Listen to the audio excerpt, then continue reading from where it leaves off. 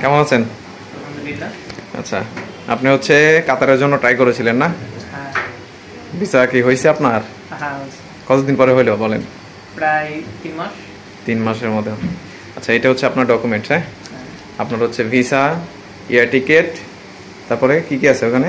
Visa, air ticket, তারপরে smart card, হ্যাঁ, সব কিছু ওখানে আছে।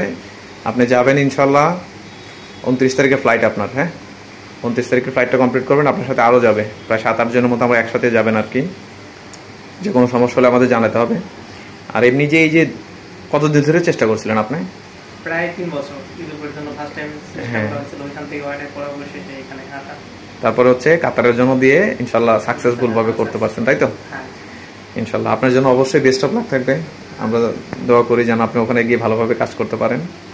এবং যারা প্রবাসে থাকে তারা তো আসলে দেশ ও জাতির জন্য এটা ভালো একটাই করে। হ্যাঁ, আপনি সেভাবে কাজ করবেন ইনশাল্লাহ। হ্যাঁ, ইনশাআল্লাহ। তো ঠিক আছে, আপনি হচ্ছে 29 তারিখে অবশ্যই চলে আসবেন ঠিক মতো, টাইম টু টাইম এসে ফ্লাইটটা ধরবেন। ঠিক আছে?